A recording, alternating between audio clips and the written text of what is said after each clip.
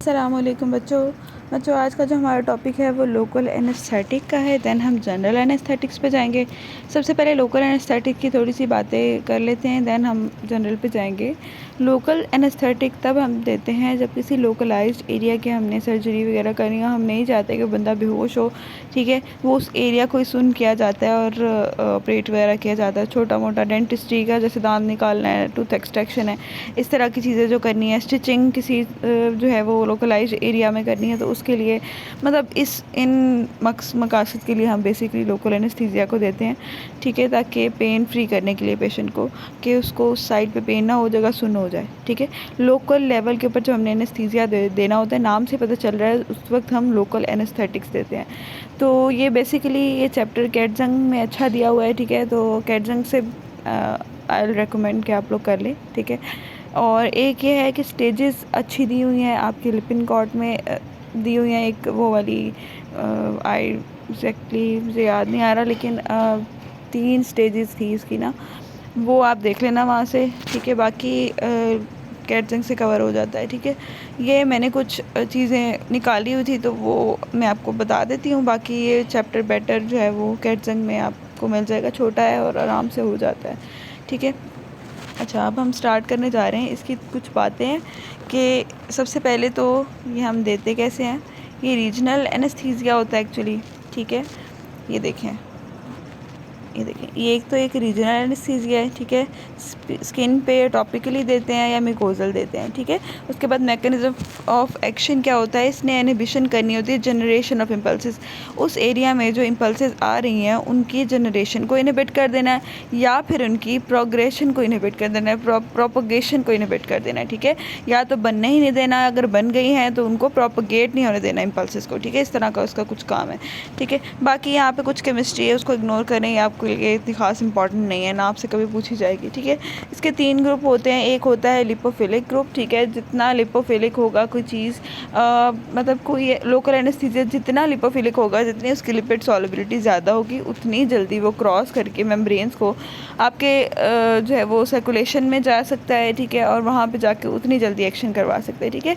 और उसके बाद एक आते हैं इंटरमीडिएट, ठीक है, और एक आते हैं आयनाइजेबल। आयनाइजेबल होते हैं कि जो आयंस में कन्वर्ट हो जाते हैं और पॉजिटिव नेगेटिव चार्ज आ जाता है और वो जल्दी क्रॉस नहीं कर पाते मेम्ब्रेन्स को, ठीक है। आयनाइजेबल जो है ना, वो उनकी लीस्ट सॉल्युबिलिटी होती है। जो कुछ ऐसे होते हैं जो इंटरमीडिएट समझ लें, वो पहले लिपोफिलिक होते हैं ना, तो वो जब मेम्ब्रेन क्रॉस कर जाते हैं तो सेल्स के अंदर जाके जो है वो क्या कहते हैं, वो ना हो जाते हैं, क्या कहते हैं, आयनाइज हो जाते हैं, ठीक है। इस तरह का इसका कुछ काम होता है। अच्छा, उसके बाद नेक्स्ट हम आ रहे हैं अपनी फार्माकोकाइनेटिक्स पे, ठीक है। फार्माकोकाइनेटिक्स के अंदर हमारे पास सबसे पहले अब्जॉर्प्शन की बात करेंगे। अब्जॉर्प्शन के अंदर सबसे पहले जितनी किसी ड्रग की लिपिड सॉल्युबिलिटी होगी उतनी उसकी पोटेंसी होगी, ठीक है, उतनी वो ड्रग पोटेंट होगी।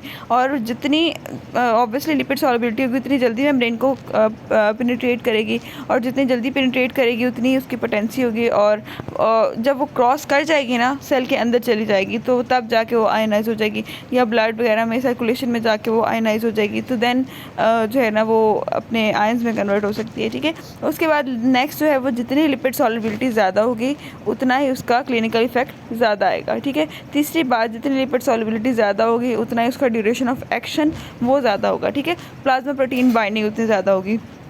उसके बाद इसकी डिस्ट्रीब्यूशन है, ठीक है, लोकलाइज डिस्ट्रीब्यूशन और सिस्टेमिक डिस्ट्रीब्यूशन।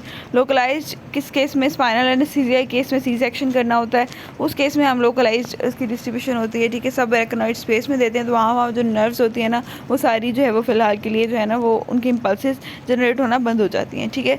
सिस्टेमिक के अंदर हमारे पास 2 फेजेज़ आते हैं। एक आता है इसका अल्फ़ा फेज़, ठीक है, और दूसरा आता है इसका बीटा फेज़।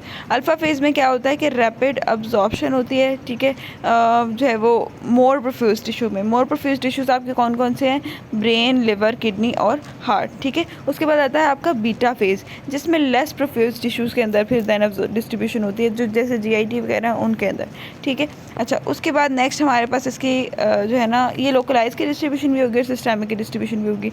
उसके बाद इसकी क्लासिफिकेशन आती है, ठीक है। क्लासिफिकेशन में हम बात करेंगे सबसे पहले नेचुरल होती हैं और कुछ सिंथेसाइज्ड होती हैं।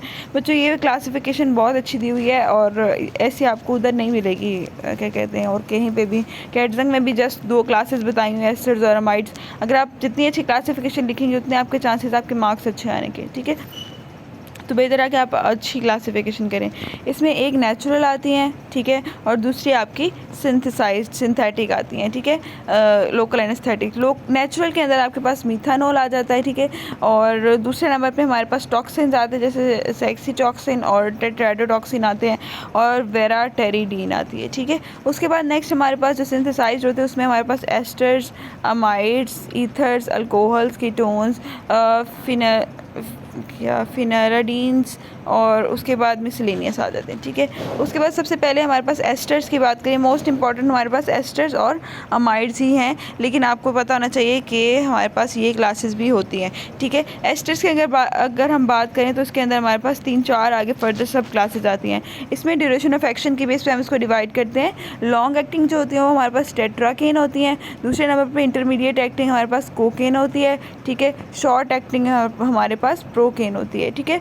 सरफेस एक्टिंग आती है। सरफेस एक्टिंग के अंदर 2 आगे फर्दर सब क्लासेस हैं, सॉल्युबल और इनसॉल्युबल। सॉल्युबल के अंदर हमारे पास लिग्नोकेन और ज़ाइलोकेन आ जाता है, और इनसॉल्युबल के अंदर हमारे पास बेंजोकेन आ जाता है, ठीक है।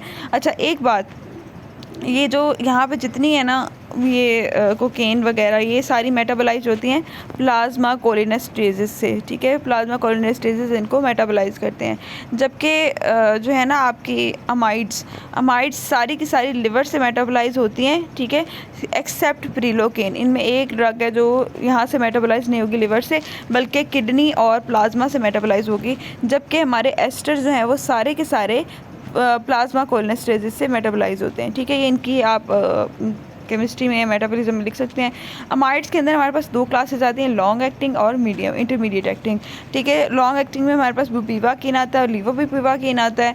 इंटरमीडिएट एक्टिंग में प्रिलोकेन और लाइडोकेन आता है, ठीक है। प्रिलोकेन का हमने बताया कि ये मेटाबोलाइज नहीं होता आपके लिवर से, ठीक है। बाकी हमारे पास अब नेक्स्ट ईथर्स आ जाते हैं। ईथर्स के अंदर हमारे पास प्रेमोक्सिन आती है, और अल्कोहल्स के अंदर इथाइल अल्कोहल, कीटोन्स में डाइसाइक्लिनिन, डाइक्लोनिन आती है, ठीक है। उसके बाद फिनाटाइड्स के अंदर हमारे पास फिनोकेन आती है, और मिसलेनियस के अंदर फिनोल्स आती हैं, ठीक है। यहाँ तक क्लासिफिकेशन हमारी कंप्लीट होती है। नेक्स्ट हम नेक्स्ट पार्ट में करते हैं।